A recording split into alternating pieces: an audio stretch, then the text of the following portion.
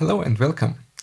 My name is Markus from Savory Data and welcome to my session from report to interactive data application with Power BI. You're watching a pre-recorded session. That means while you see me talking in the recording, I'm able to answer your questions in the chat window. This is a demo only session. This means there's no slides and will take about 45 minutes, and after I'm finished with my demos, you have time, with about 50 minutes time for live Q&A. Let's start. So what we see here is Power BI, as you can see in the header, in a workspace called Data App, and this is a Power BI report I prepared. So the start screen, the entry point is a background picture which is inspired by the logo of AdventureWorks, which I took from the web. And I have different things I can do in this data app. So first, I have the possibility to start Q&A, the question and answer feature, where Power BI is automatically parsing our data model and suggesting different questions. For example, I can ask for top product category names by total product cost, or top product category names by total product cost previous year. Power BI automatically came up with that, so I didn't have to do anything. You can either click on one of those elements and then we get the answer for this question. And of course, we can always change the things. So for example, if I want to ask for top, I know that there's 4 categories. So if I'm asking only for the top 2, for example, then I only will see 2 of those 4 categories.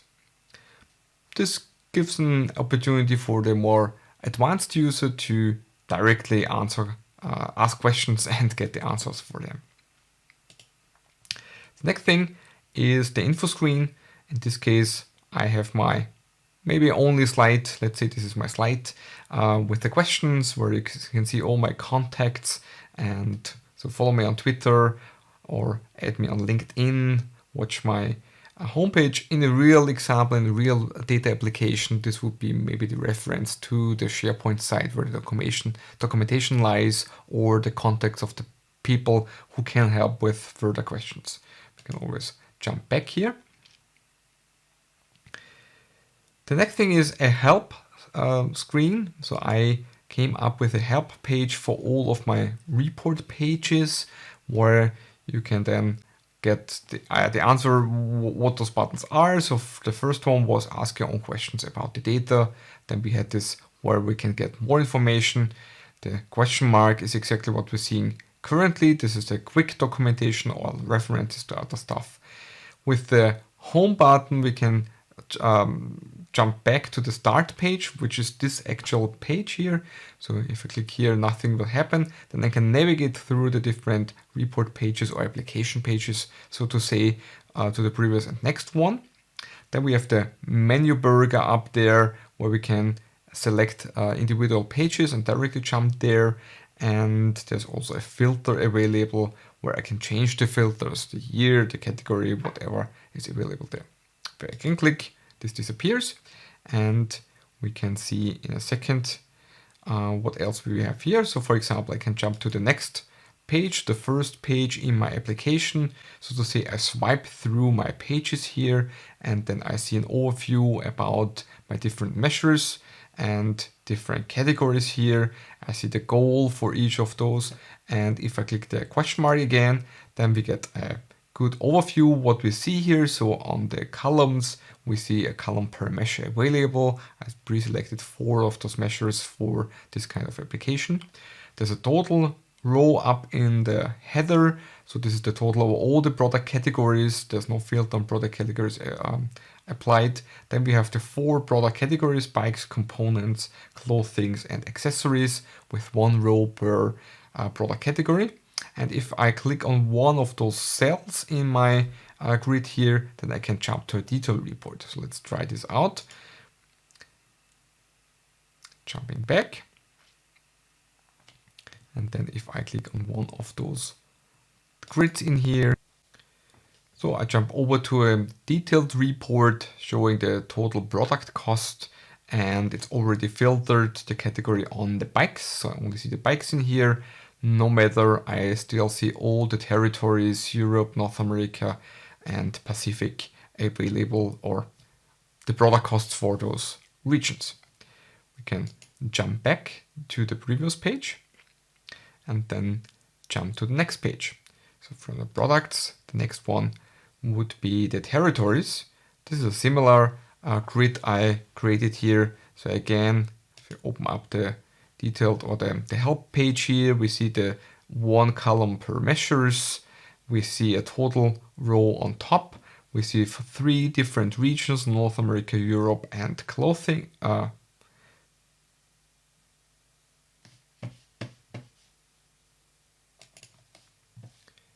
So we again have 4 measures: sales amount, product cost, margin, and margin percentage per column.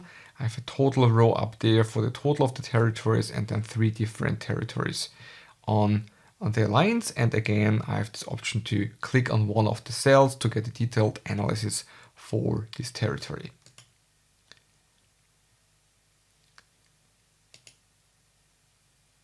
The next report page is the measures page. We already have seen this with a filter on total product cost and different categories.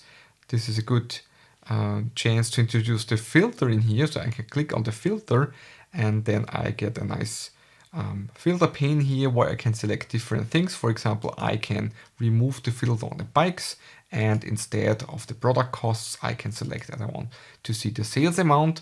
In this case, if I select more than one, only the first one is selected. That's what we can see here in the background, that the sales amount is now pre-selected and there's no filter applied on the categories. On this page, there's more functionalities. If you're jumping over to the help page, we can see that we only see one selected measure. We can collapse and expand. So if you see this minus here, we can collapse this group. If there's a plus symbol, there's a possibility to expand this group. I think this is very intuitive because this is the same experience also in File Explorer or other report tools which offer hierarchies or drilling up and down. We can also hover with the mouse, so we can see more details in here, and we can also drill down and up through different buttons I have not mentioned here in this help slide. So by clicking on the minus, we can collapse the bikes, so we only see the bikes and not the subcategories of the bikes. If I click on the plus symbol again, I can open up this again. And if I hover over with the mouse, for example, over the 66 million, we see this is bikes. Of course, this is bikes. That's where I put the mouse on. And then we have the sales amount of 66.3 million and a margin of minus 1.49. And then we see a bar chart showing the subcategories for the bikes, the road bikes, the mountain bikes, and the touring bikes. I can do this for different categories, of course. This also works for my groups here, for my territories. So for the territories, I have a detail not showing the showing the or the countries in this region, but as a map and not as a bar chart. I can also right-click on those numbers, and then I have the possibility to drill through to the product details. This means I'm jumping over to another report showing details for the selected product.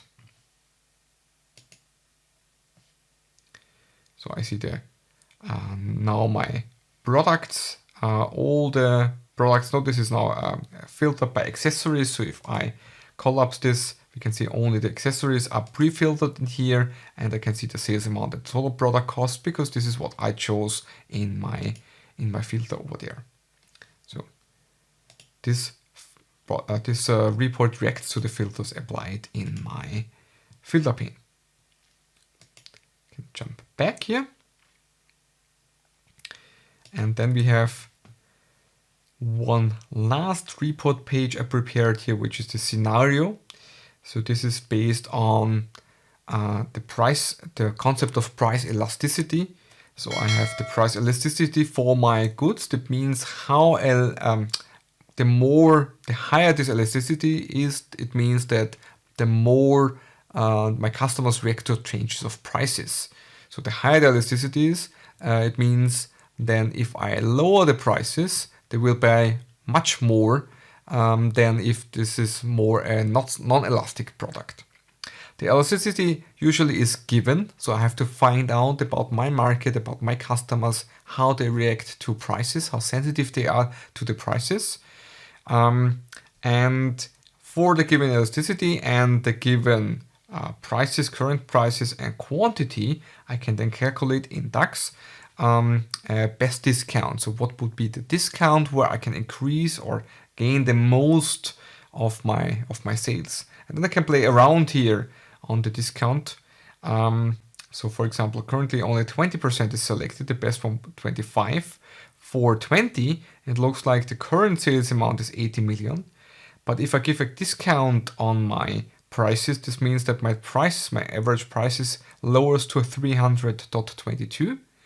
And this will change my order quantity because there's elasticity. So the lower the prices, of course, the higher the discount amount, the discount percentage, the lower the prices, but the higher the quantity. So the quantity increases depending on the discount and the elasticity. The unit price only lowers by the discount percentage.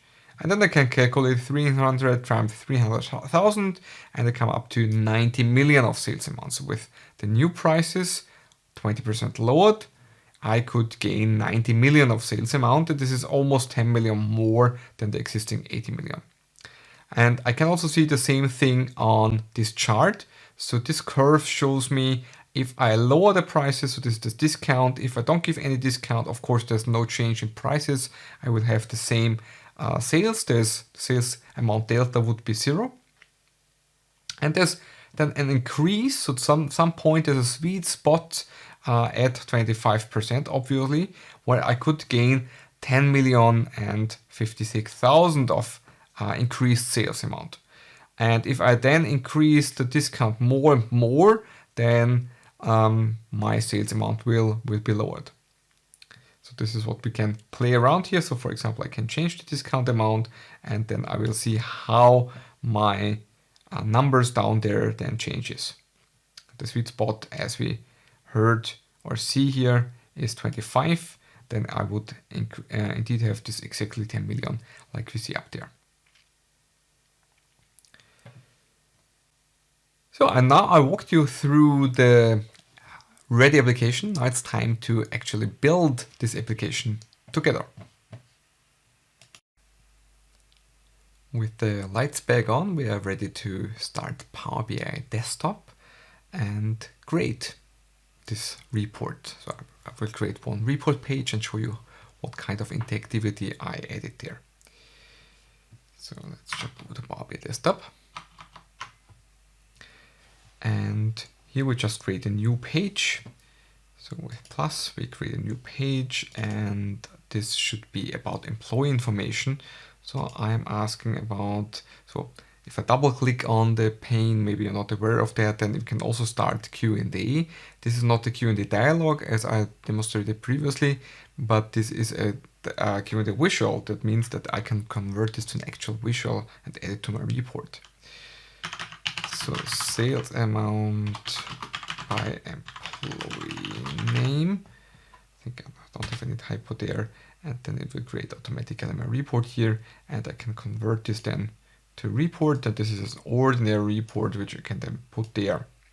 So ordinary report means we can, of course, change everything here. So we can, for example, add this to a matrix. We can decide that maybe we add from the employee also the gender above the rows, not below but above. And sometimes this works not by default. In the metrics there's this expand collapse functionality we can look for by looking for a plus symbol. Then we get these row headers, plus minus icons, and that's what I want. So I have the ability to expand the gender or collapse it. If we have more than one element on the rows, like here, gender and employee, we also have the drill through, not the drill through, but the drill down functionalities. We can turn this on and I can then drill down to my male employees. So this means that my gender male is expanded, but it's filtered on male, so I don't see the females in here. I can go back up again. And there's these two other buttons where I can either jump down to next level. That means I'm jumping down from gender to employee name, and without taking care of whatever is the gender of this person. Or we can just expand everything with this double icon, like the forked arrow here. If I click there, then it's expanding all the levels, so I see that those people are male and the others are female, if this is important to me in my report. So all the drill down, drill up is automatically done by Power BI. We don't have to do anything here. To make this fitting from a layout perspective, we have to change the background here. So I click on the empty canvas here, and then I can change the properties for the whole page. And there's two different ways of incorporating a background. One is the page background, the other is the wallpaper. There's a more important difference. The page background is only for the actual page, so where I can put my visuals. The wallpaper also expands to this white area on top or bottom or left and right, depending on the screen area. So what we want to do here is I want to change the background, add an image, and this image should be my single background. So this background gives me then a white space in the middle. Not really, because we have to change two things by default. I always forget about that, and I'm surprised because why I'm not seeing the background now, because the transparency is 100% by default. Don't ask me why this is the default. So I give this down to 0, then I can see portions of my background image, but the default again is normal. And what works best for me is fit. Then it's fitted down to whatever the size of the current page is. Now we see this white area in the middle where we can put the report. And the advantage with that is I don't have to really put it at the positions, but I can put it just somewhere in this white area, and all the reports will still look similar because the white areas, the regions for these elements are the same. So this is one thing. The other thing is that we have to add interactivity here. So let's start maybe with the Q&A button. I don't think we need this other button, so I have to remove this from the background picture. But the Q&A button, how can we add this one? I can insert the button from the ribbon, and then I have plenty of options for my buttons. So I have a left arrow, a right arrow, reset, back, information, help, Q&A, bookmark, and blank. Basically, it's not so important what kind of element you're choosing here, because all those are buttons and all of those have the same properties. The only difference is the default behavior, the default settings for the properties might be different. So if I know that I need a Q&A button, maybe it's a good idea to use the Q&A button here, because then the default will be a Q&A button. If I add this, then we see this has also an icon, and I don't need the icon. So on the format buttons, we can change things. So because I already have the icon here, I don't need it in the button. So I just turn this off. And the action, that's the most important part of the buttons, is the type, and this is already a Q&A type of button. So I just make this smaller and then move it over my background picture. Why do you use the background picture and not this picture? Because it's easier for me to change things. If the layout changes, the coloring and so on, I don't have to change all the different buttons, but I can just change the background picture and then reload the background picture per page. So it's less work for me to apply changes.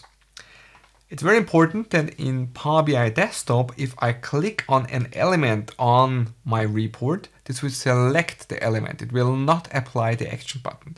So usually if I move the mouse cursor here, a hover, help, or tooltip appears reminding me, if I want to follow the link, if I want to activate the action behind this button, I have to control click. So I have to click the control key on my keyboard and then click there.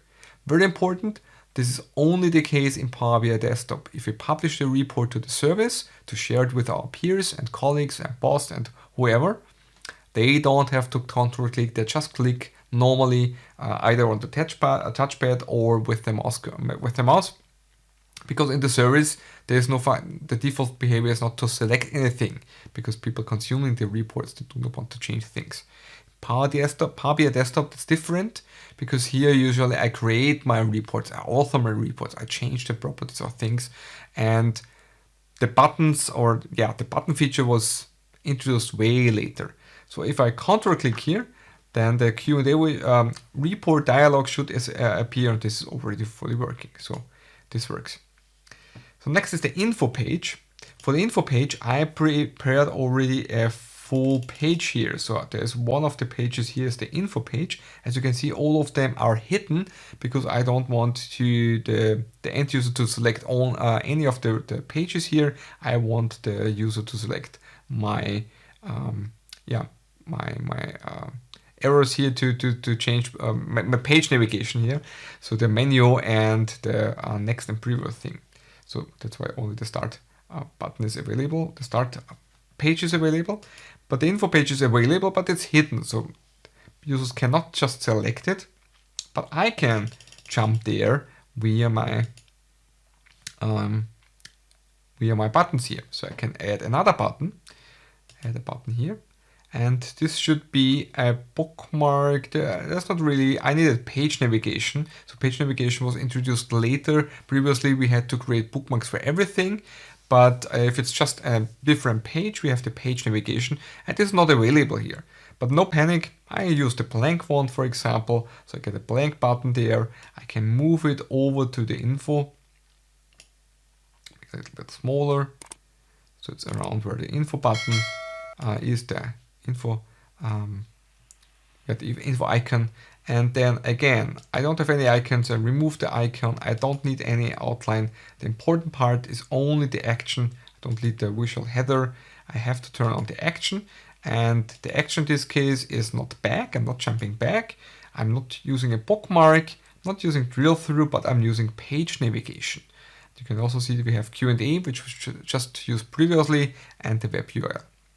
If you use page navigation, then I have to tell them Power BI to which page I want to navigate. And this is very cool because there's also the possibility to pass in a measure. So I could calculate the name of the page via a complex logic. So depending on whatever logic is applied, then the same button would jump to different pages. This is not necessary here. I can just jump to the info page, and if we control click on the eye icon here, this should already work. So I should be able to jump over to the info page, and from there I can jump back again. So there's a back button here, so I'm jumping back to my newly created page. For the help page, I will not create the help page here. I just made a screenshot of the screen, and then, for example, in PowerPoint, you can then add the arrows and the text and blur things. So this is easy to do, and I implemented this on the other pages as well as just jumping over to another page. So for example, if you can remember from the start page, we did show you the start page, and from the start page then I jumped over to the help page. This is just start help. This is a different page with just a single background picture, and for the background picture I made a screenshot of the original page and then added things. So this is just an icon I added here. So I included an image in here, which I prepared in PowerPoint. And for the image, you can also have an action button. So I opted for having as an action the back button. So if you click on anything here, we jump back to the previous one. So for example, to the start button. So I have to control click here, of course. And I do not want you to watch me drawing things in PowerPoint, so that's why we let this alone.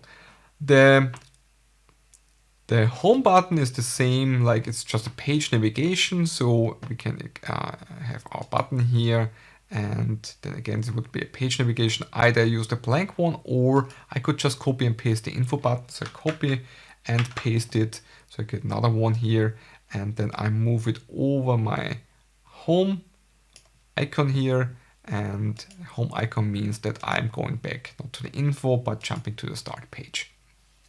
And the same is then for the page navigation, previous and next one. Just have to decide what's the previous, what's the next one.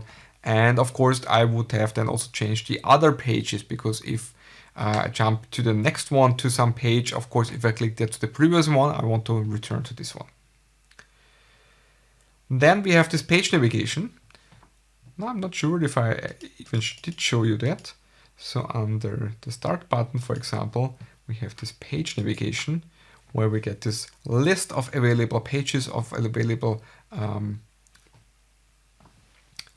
pages, reports. We can then jump, for example, to the product page or any other page. So how did I create this? This is a list of pages, but how can you hide and show things? So let's create this from scratch maybe. So what I did here is that I inserted a shape, for example, a rectangle, a nice green background, and I put it just underneath my burger here, and squeeze it to the size I need. And then I added other buttons here. So I add a button again, which could be a blank one. Add this button, and this button should be like show a text. The text would be product. I don't need the icon here. I don't need any. Yeah, we can keep the outline here, and the action, the most important part, of course, I have to turn on. And then I want to jump to page navigation, and I jump to the product page.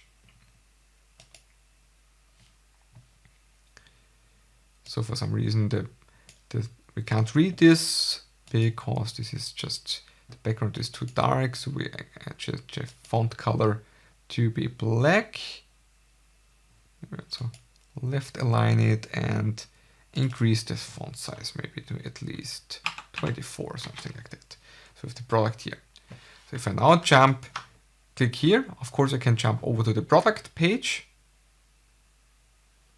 Don't have a back button here, so I have to manually go back to my page here. The only issue I'm having here, now I have this big fat menu here. This, if I click here, we didn't create a button so far, so nothing happens in here. If I double click, of course, Q&A shows up, but this is not what I want here. So I want to control click here to show this menu, and then if I click again, this should disappear. How can we do that? How can we toggle things? Now what we need is bookmarks. Now we're coming to bookmarks. And we have to group things. That will make things easier. So under View, we can activate the selection portion.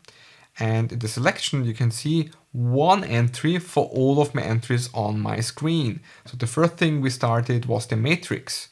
And I can hide the matrix and can show the matrix. Then we added different buttons. And if we are sure what this button does, we can also rename things. So for example, this shape, if I hide it, we can see that this green thing disappears. So maybe it's a good idea to change this to my shape menu.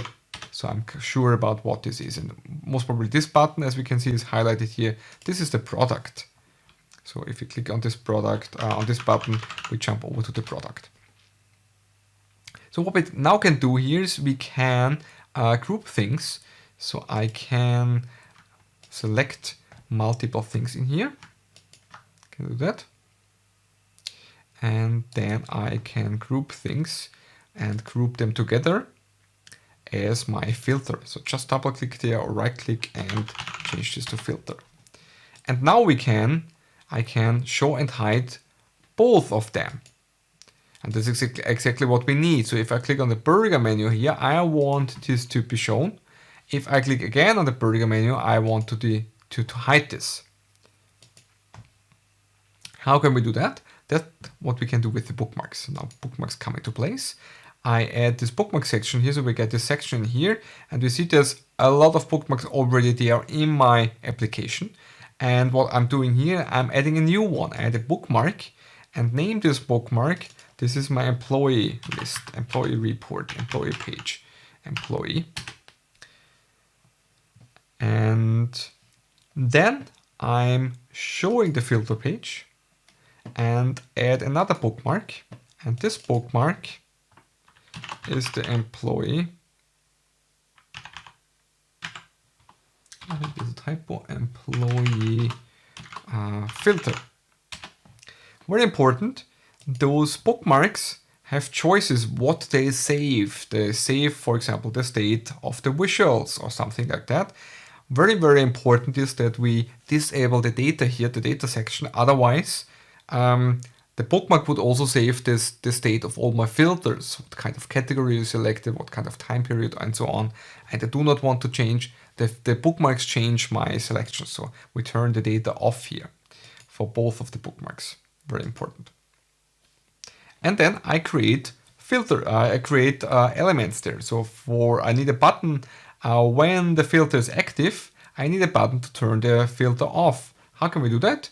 We create another button, empty one, or a bookmark button. Let's try bookmark button here. And I just move it just over my burger menu.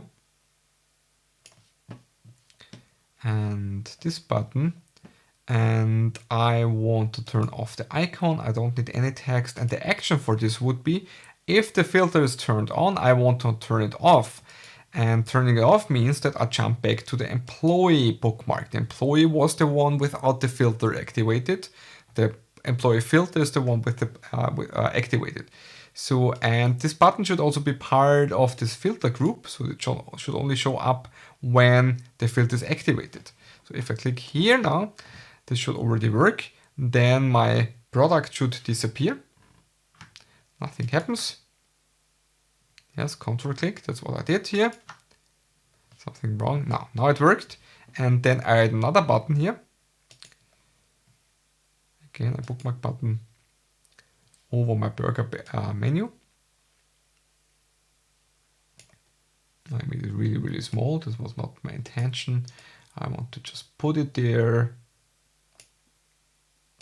A little bit smaller. Again, turn off the icon, and the bookmark would be, I want to jump over to the employee filter. So this means if I click now, then I activate the filter and I can select things. If I click again, which is not the very same button, but a different button, then I would jump back to my, to remove the filter again. So this is what I did here. Usually I don't create for each page, I create this filter panel, but I reuse, of course, or copy and paste the filter from the other ones. And maybe let's do this with the, I said filter, but I meant the burger menu, the selection of the page navigation. And for some reason, this is again not working. What do I do wrong here? If I click here, control click, yes. Maybe the button is too small. Something is wrong here. Yeah. And I always, of course, can also activate the other bookmark, and this is removed. So for the filter section, I will not recreate all the filters, but what we can do is that I jump over to one of the other reports, for example, at the start, and activate the filters in here. So if I click on the filter, then I get this filter pane here. This is, as we can see here, I've grouped the menu, I've grouped the header, which are all the other buttons, and I have the filter here. And I can mark this filter, copy it, and put it over to my new page here. Then I have the filter in here, and I can create another bookmark for my, now I'm seeing that I did something wrong because this is the filter. The other one was not the filter, of course. This was the menu. This is called menu.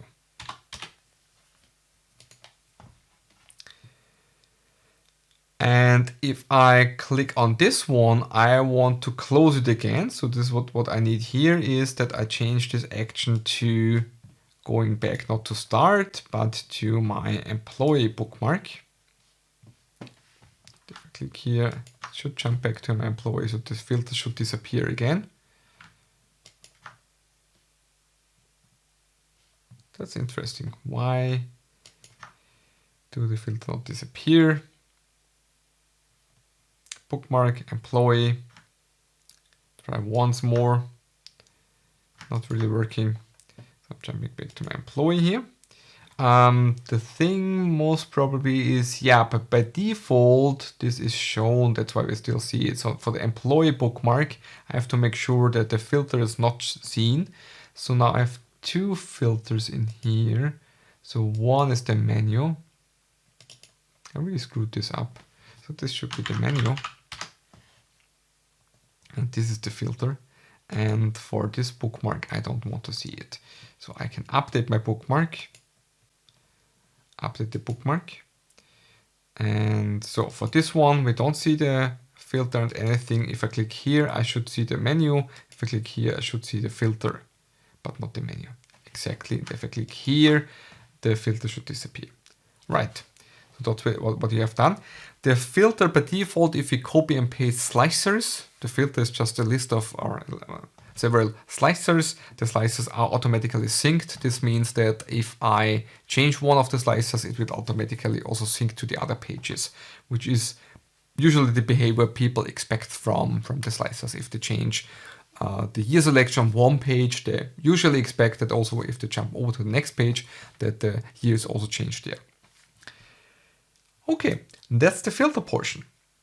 So how much time do we have left? Very good, we're good in time. So what I then create is the tooltip information. So if I move my mouse cursor over there, the tooltip is really boring. It's just showing then the same number again, no matter where I move it. So it's not very exciting. And we can build a tooltip page for that. A tooltip is another page. So maybe let's rename this page to employee. And then we create another page, which will be the tooltip for the employee.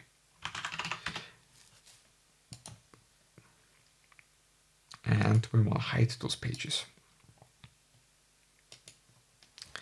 For a tooltip, you have to do 3 steps. So many things are really easy in Power BI. I don't know why we need 3 independent steps for a tooltip. So for the tooltip, we don't need the selection, the bookmarks, maybe close them again. The first thing is under the page information, we have to change this page and activate the tooltip. If we do that, if we jump back here, we can see currently it's offering us that we can add drill through fields here. If I change this to tooltip, so first step is changing it to tooltip. We can later then add the tooltip fields, not the drill through, but the tooltip fields. So first step, page information, change the tooltip on, turn it on. Then the page size, a tooltip having the same size like the report is not very useful, because then it will hide everything on the report because the tooltip window is so big. So usually this should be way smaller. There's two ways here. One is that we choose tooltip, then it will default to 320 pixels times 240, and you can always change it like custom and change it to any size you want. The most important part is it should be smaller than the original page size. And then we can put things on. So if I have a tooltip for the employees, for example, or for the, what should we do here? Let's show information about the employee. So we add, for example, the employee name to this report page and make it a KPI. So we only see one, the first one, and then we make this smaller. And in this case, I don't really need the categories. So the category label we can turn off. And then we show other information about this employee. Maybe we put also the department name there. It's a little bit boring in Works because only people from the sales department show anything, but still we can show the department here from the employee. So currently there's no filter on the employee, that's why we see different departments.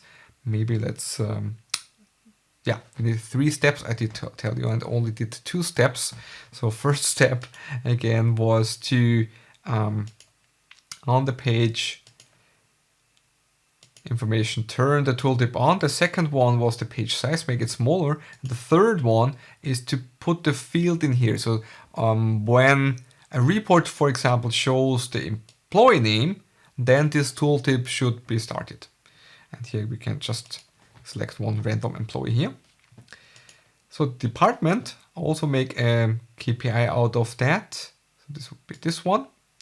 And remove the category. And then we can show some numbers. For example, we can show the sales amount. Sales amount for this employee, again as a KPI, maybe.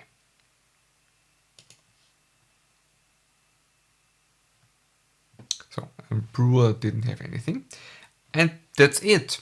So if I jump back to my employee page, we can already, if I move my mouse cursor over to one of the things in here, then the new tooltip should show up. Doesn't really work because I'm using what I'm using here. Very important, I'm using the employee name here. What did I add for the tooltip? This is also the employee name. Interesting. Let's jump back here. Why does this not work? I mean, we can always force using the tooltip, but the default behavior should be that it can find the tooltip. The tooltip is turned off for some reason. I don't know why this happened. I did not do this intentionally. So if we now move the mouse cursor over, now we see this is Zvi Reiter in the sales department with 7.70 million as sales amount. We could also add other measures, whatever is of interest here. So that's the thing here.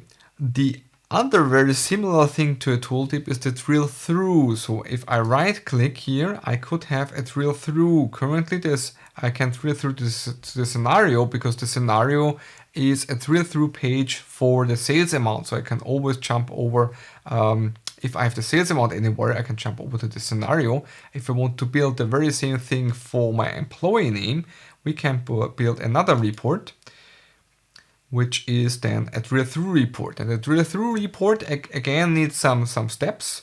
And the only step here is that we add the drill through fields here. So if I want a drill through report for my employee name, just put it there.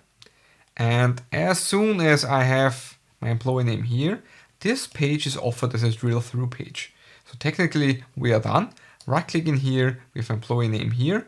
So if I right click, drill through, it's now offering page 1. Why it's named page 1? Because my page is currently named page 1 and this has a drill through for the employee name.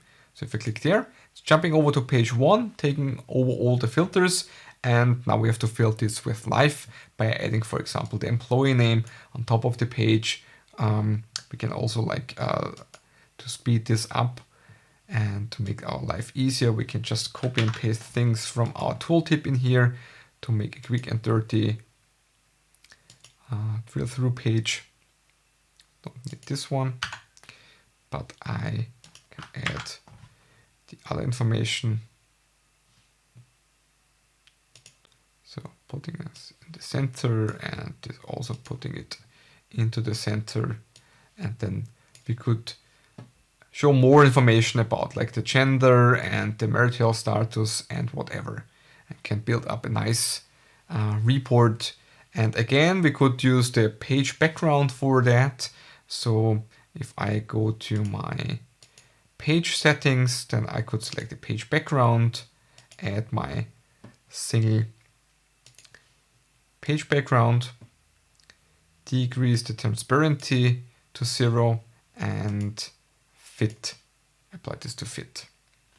So then we could have like the sales name up there, and then we could arrange our different values in in this white area like here.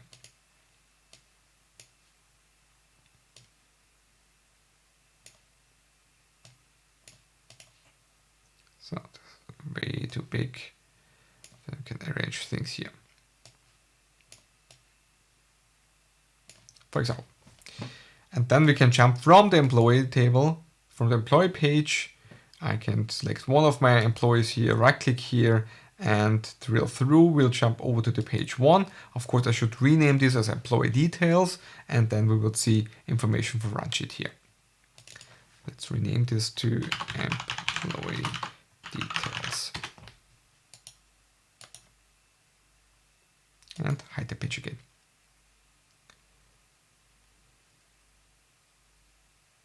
And I think we are done with that.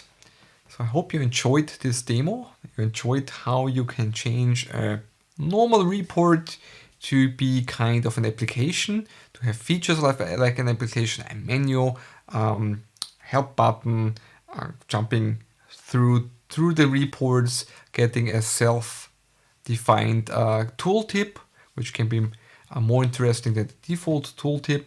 And now it's time for the live Q&A. So please leave this recording, jump over to the live Q&A, and I will be waiting there and happy to answer your questions, further questions, and show you things live. So thank you very much for attending, and see you in the live Q&A.